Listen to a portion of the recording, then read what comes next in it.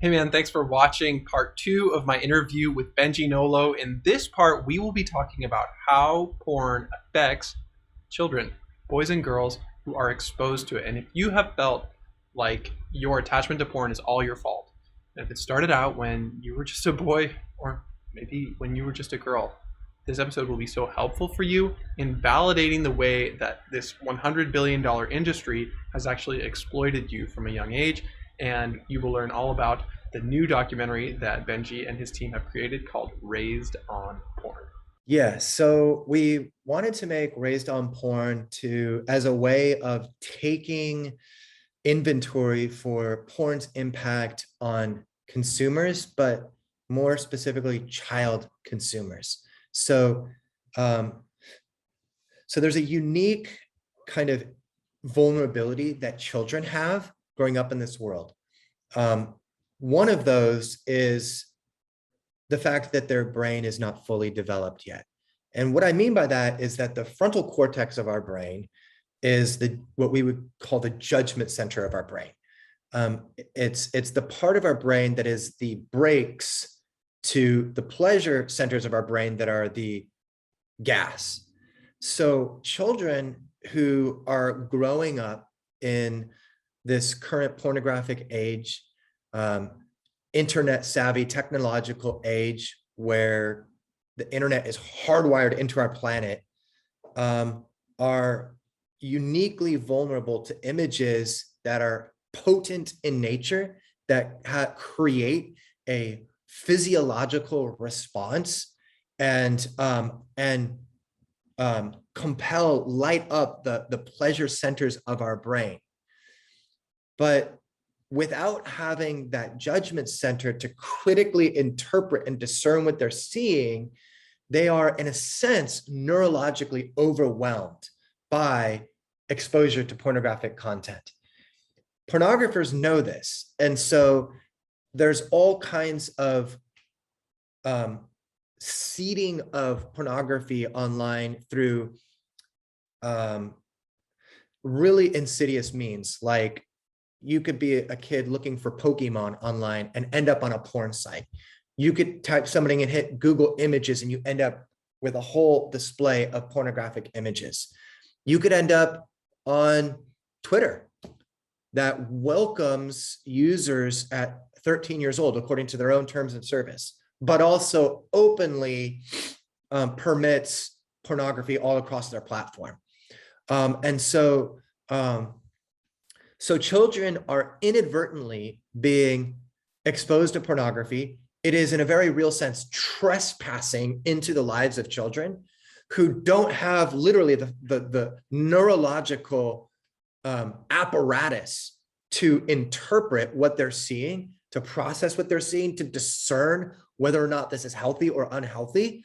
And so many of them are then again having their sexuality hijacked and derailed. They're neurologically overwhelmed. They are, in a very real sense, it's a kind of like a technological digital sexual assault on them. Because of the way that our brain works through neurocoupling, we relate to these images in a very real and visceral sense.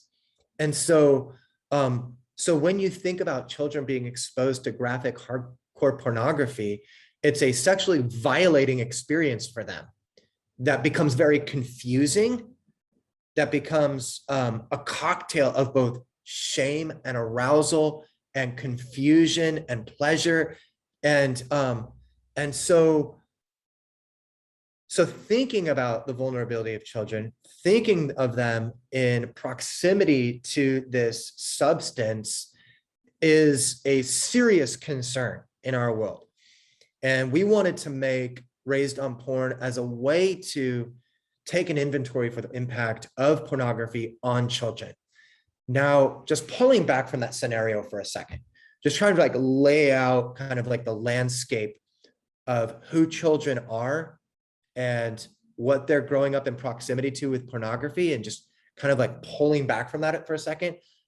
I think that most of us in our society can agree that regardless of our views on pornography, we can all agree on the our desire to protect the innocence of children, their right to grow up free from, being hijacked by these pornographic images, to protect their childhood experience, to protect them from things that they're just not physically, emotionally, neurologically, socially, sexually ready for. So premature exposure to that things is damaging children, robbing their innocence. And I think that it's a place where we as a society can come to a place of agreement that we want to protect our children from those realities. And so Raised on Porn has become a conversation starter around that specific piece of how do we protect children from this. And I'm guessing that a number of guys who are listening to this are even thinking, yep, that happened to me.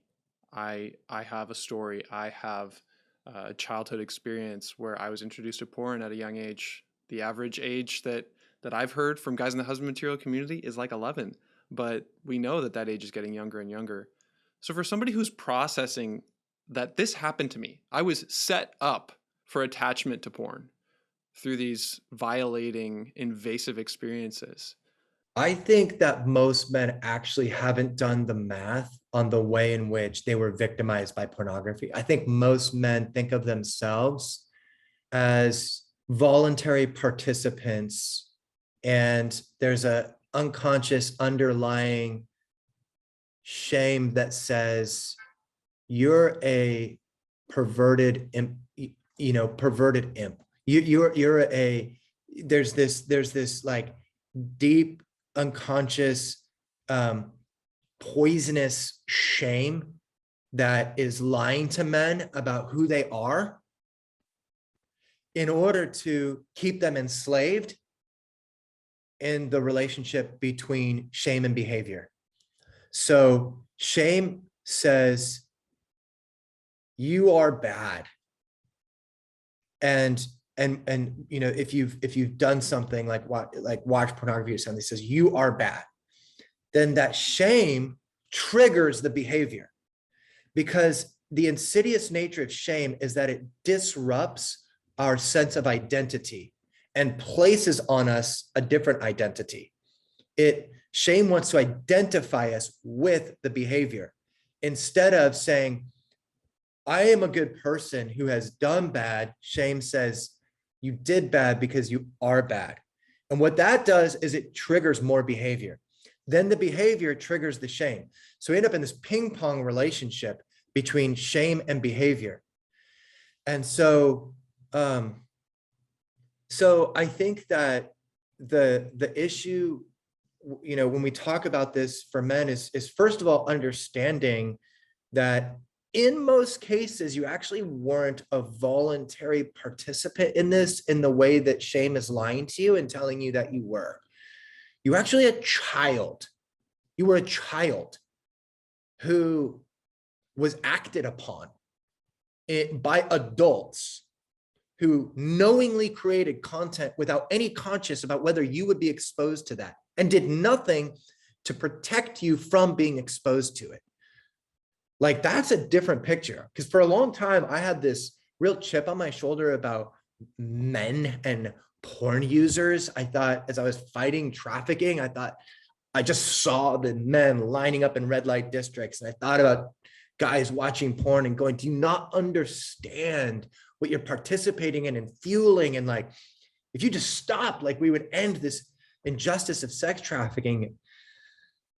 And but one day I was in prayer and I was praying for men, but with like precatory prayers, and with a real like angry chip on my shoulder. I remember seeing the face of this middle-aged man turn to the face of an 11-year-old boy. And I suddenly began to weep, because it was a realization that most of these men started out as little kids riding around on big wheels, living in in their own innocent universe and having that disrupted by these images that they never signed up for. And the unfortunate kind of aspect of this is that because there's a physiological and neurological response associated with the potency of pornographic images, is you in a way can become bound to those images. It begins to shape your sexual template, and it becomes a substance of like neurological compulsion to go back into that narrative again and again and again and again. And people in a very real sense become trapped in the story, in the universe of pornography. And so I have a lot of compassion for men. I don't think that most men have compassion for themselves. I think that most men beat themselves up, are extremely hard on themselves, critical of themselves, don't have a proper framing for the thing that they're struggling with, and are caught in the cycle of shame and behavior. And so I think the work for a lot of us is to reframe our understanding of ourselves, and in a way, almost in a very real way, going back to our child self and actually engaging our child self in a conversation, like literally apologizing to our child self that there was no adult there to protect them, apologizing to our child self for the thing that they're being exposed to, having compassion on their child self. So I think that's where the work begins for a lot of us men, on the journey towards becoming free, healing, and ultimately becoming empowered to go out and make a difference and claim our true inheritance to become warriors of change in our world. Amen. I realize for some people it might sound like I set you up to say that porn is a pacifier, and it's really not men who become attached to porn, it's little boys. And so we need to do inner child work and help that boy heal. That's what everything in this ministry is based on. So it's just very validating to hear you say that. And at the same time, I also hear some of my students and clients having some resistance or reluctance to accept these ideas. Especially I'm thinking of the idea of a victim mindset. Somebody might say, well, if I really accept what you're saying, then I would take on a victim mindset, and that's like the worst thing for my mental health, is to think I'm a victim. Everything is someone else's fault, shifting the blame. And so how would you respond to someone who is feeling torn about these things? We don't like the victim mindset because we feel that it takes away our power. But I think what we have to really understand is that there's a difference between being victimized and being a victim. There's a big difference between that. The idea of victimization is not ultimately aimed towards taking away our power, although some, do use it that way and do identify it in that way. The idea of victimization is to understand the way in which we were impacted in a very evil and perverse planet, so that we can sort of reconcile with this issue of identity. So it's, understanding that I was not born with these inherently with these appetites for these things, that are in the porn universe that we're exposed to.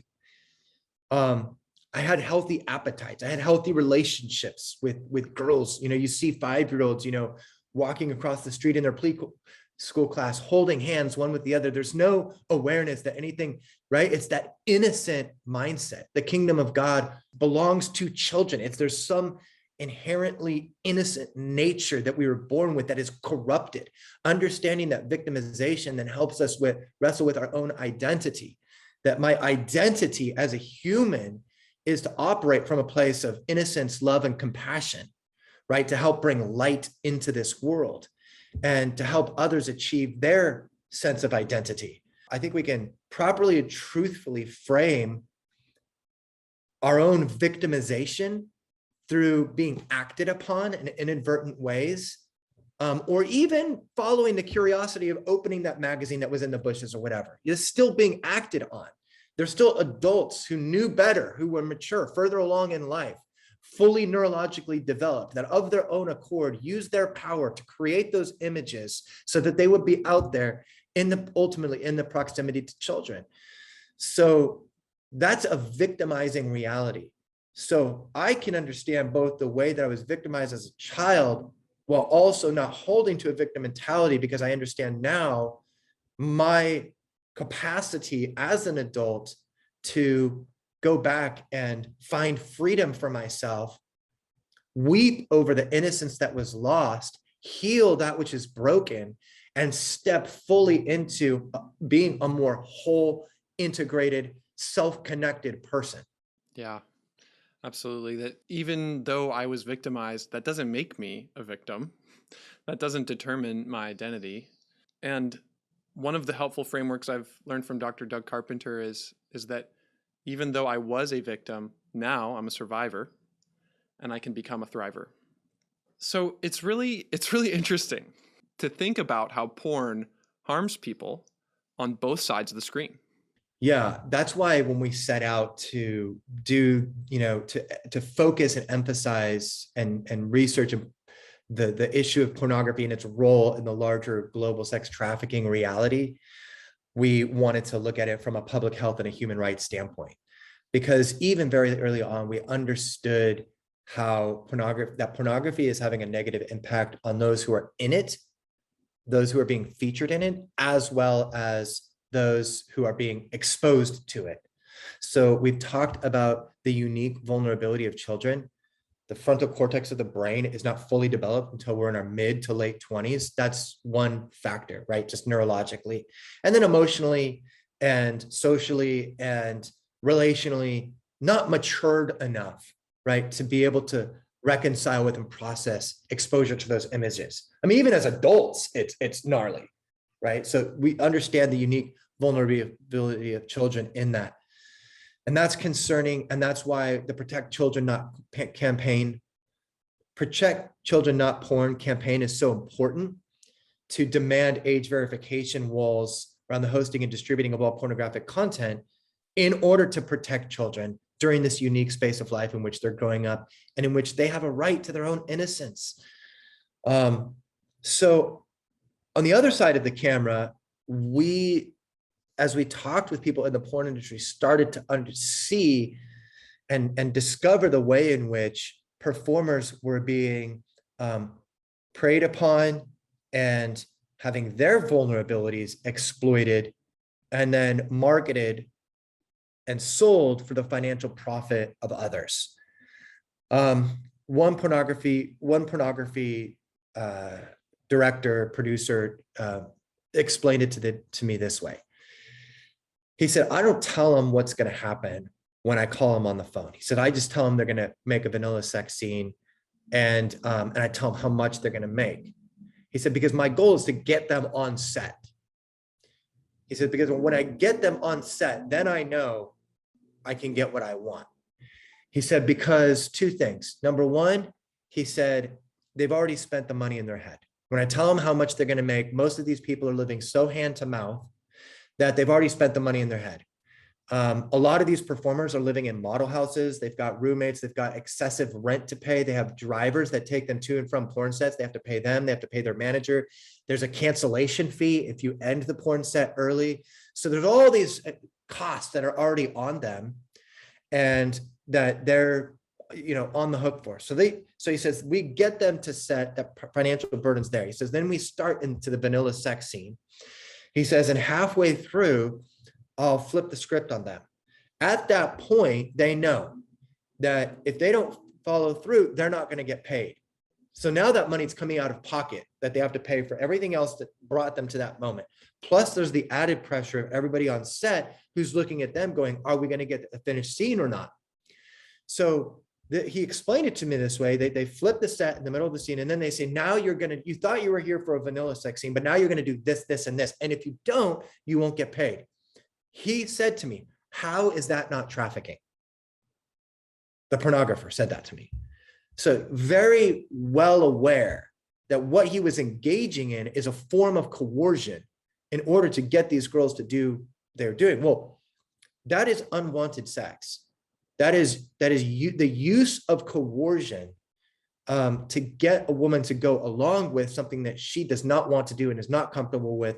And then the money is simply used as a bribe to keep her silent about the crime that's happening to her body. But she experiences the sex as a violation of her humanity.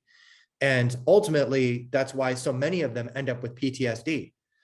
So we began to see on that side of the camera how the vast like backdrop of how pornography gets made is through the use of coercion, and therefore has a destructive impact on the lives of those who are in pornography, leaving the majority of them with PTSD, post-traumatic stress disorder. On that side of the camera, I'll just, to summarize, say that on that side of the camera is an equally disturbing picture. It's not, the cover narrative of the porn industry is, look at all these girls who love this, want this, and deserve this, and are making money off of this. And then hitch your wagon to their sexuality. Hitch your wagon to the cover narrative of this two-dimensional image, giving you the come hither look, projecting this idea that she wants you, she desires you, and no deviant sexual, appetite is too much for her. She loves all of it, right? That is a very two-dimensional, hollow cover narrative. The deeper truth under that glacier is an abscess of coercion, brokenness, trauma, PTSD, is a whole other reality that is obscured by the cover narrative.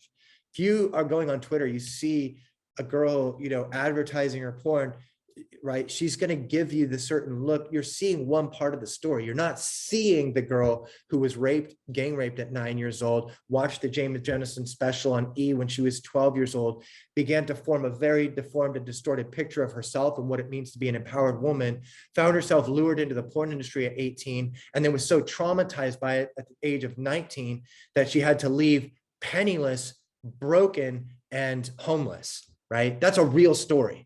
And that's the story of so many girls who go into porn.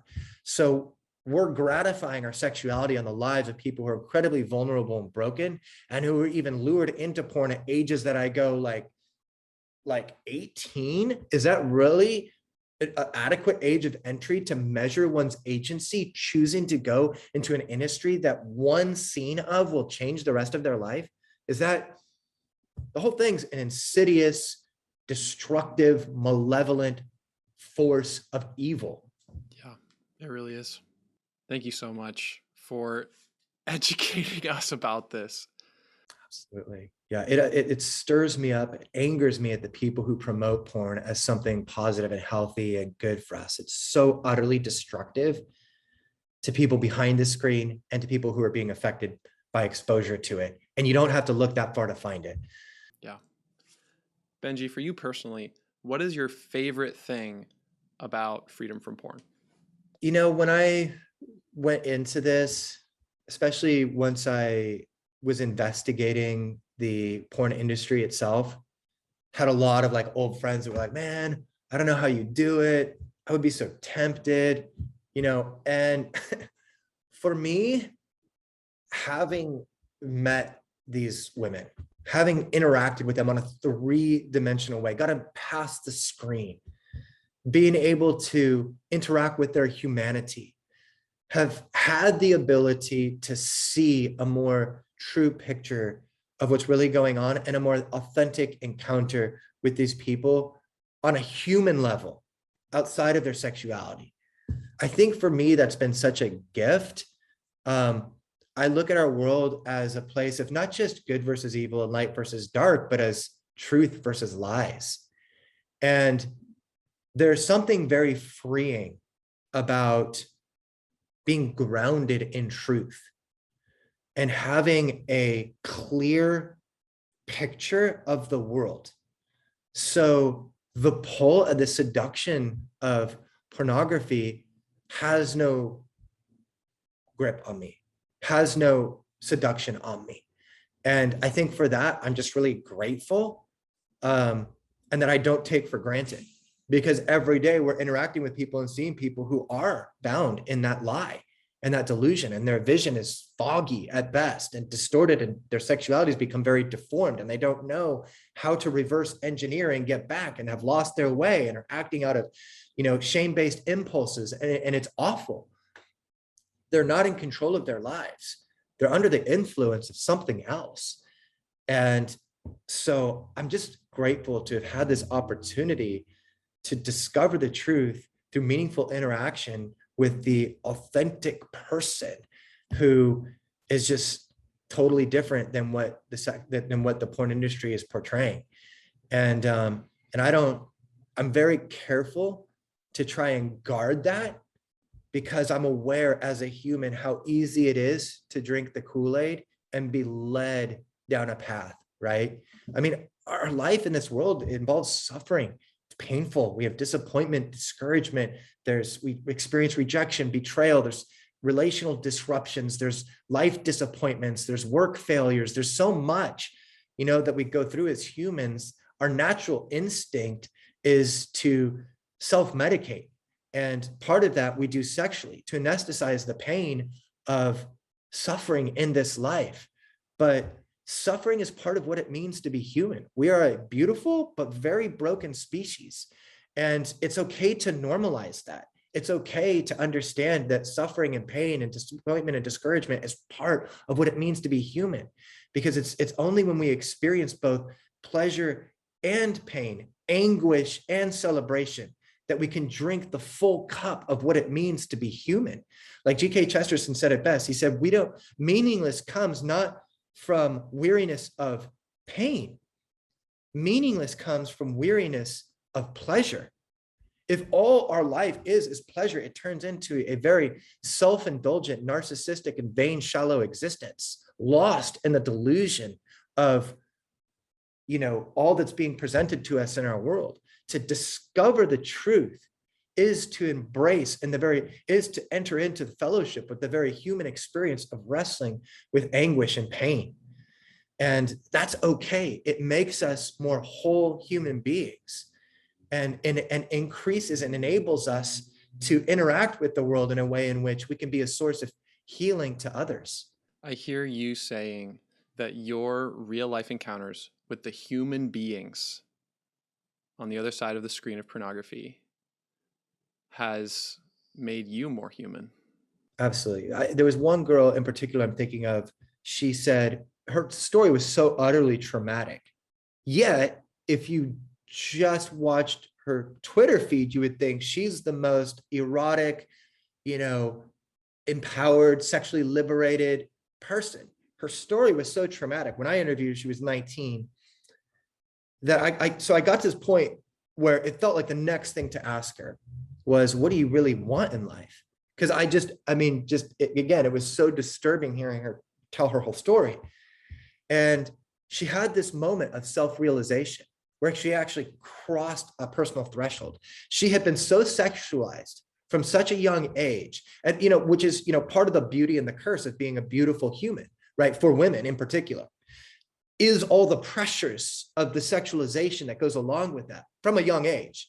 Since so sexualized from such a young age that she began to relate out of this hypersexual identity. And then in the porn industry, it's a very, what they would describe as its incestuous community of people who are, sort of like insulate themselves from the rest of the world. They actually call people who aren't in the porn industry civilians.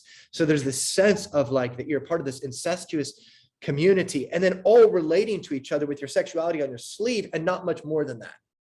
So me interviewing her, I'm asking her questions that are probing at a deeper level. At some point in the interview, she has this moment of self-realization and crosses this personal threshold where she rediscovers her own humanity. Tears begin to fall from her eyes when I asked her that question. She goes, I just want to be loved. That was her response back to the question, what do you really want in life? And I was so taken aback by her answer that I just sat there for a moment and tried to just absorb the moment. And I said, what would that look like? And she said, nobody's ever brought me flowers before. Just somebody buying me flowers. this is somebody who has not only become sexually active, but sexually active for the whole world to see, and had not even had so much of an innocent interaction as somebody bringing her flowers. So pornography bypasses all these social dynamics that ultimately bring two people together in this really beautiful, mysterious, powerful, vulnerable act of sexual intimacy. It just bypasses all of that, and it makes it something transactional and objectifying. And so for her, there was this huge gap missing of I'm a vessel, an object of hypersexuality, but my humanity is somewhere way over here. And she wanted to bridge the two to find some place of dignity where she could actually feel human in her own body. 2 days later, she called me from the emergency room, and she had suffered a infection from all the porn she was doing, vomited all night, and ultimately had to call a taxi to get her to the emergency room. And in that place, thought, who can I call that will actually care for me? Mind you, she's in the porn industry right now for some period of time, some months. Like, that's very telling, right? That she didn't think she could call somebody in that industry to come care for her. She called us, who met her once 2 days prior. So we show up at the hospital, and 2 days after we had this interview, had the opportunity to be the first people to bring her flowers. It was so awesome seeing her come out of the hospital, like just no makeup on, not looking sexy, just in sweats, hair down. And to see the look of shock and surprise and delight on her face that we brought her flowers, like, I really am a human. And so those kind of stories for us have anchored us in a deeper sense of truth about the reality of who people are. There's not a subclass of people out there who just want to be sexually exploited for your gratification, masturbatory gratification. It's just not. It's a lie. It's a fantasy. And there's things in our lives that are so painful or so boring or so anxiety inducing that it triggers this desire to escape into a fantasy. And part of the work for us is to frame that fantasy, disrupt it when that trigger happens, and redirect it into truth about these kind of stories. These are real humans. This person doesn't exist in the way that they're promoting themselves, and it's actually a violation from their humanity. The dignity for us as men is that we begin to be able to partake of being in this world in a whole different way. We actually begin to be in the world in a different way, and where we begin to step into the dignity of being sheepdogs. Like, we get to step out of being the sheep who are just being led around. We get to step out of being the wolf that's preying on the sheep. We actually get to step into a disposition and a mentality and a posture of, how do I become a protector, a healer in this world? And there's nothing more exhilarating and powerful and life-giving and joyful as that. Amen. Oh, Benji, thank you so much. Yeah, thanks for having me, Drew. I appreciate, just the opportunity to share what we've been doing, and hopefully it will be helpful to some of your audience out there. You're welcome. I know it is. And I have heard many times that underneath the porn use of the men who I work with, there is a little boy who just wants to be loved. So to think about the little boy who just wants to be loved, along with that woman you talked about, where what she really wants is just to be loved, feels very powerful to me. Yeah, it's so powerful. It's how we were made. So I am very, very motivated to continue campaigning against the dragon and getting back to how we were made. Benji and his team at Exodus Cry have put together some amazing free resources for you. So please go down to the links below this episode in the description so you can find Raised on Porn on YouTube. You can find Nefarious, the documentary about sex trafficking. They also have a documentary called Liberated, which we didn't talk about, but that's available too. Thanks, Drew. Appreciate it. Yeah, likewise. And gentlemen, always remember, you are God's beloved son. In you, he is well pleased.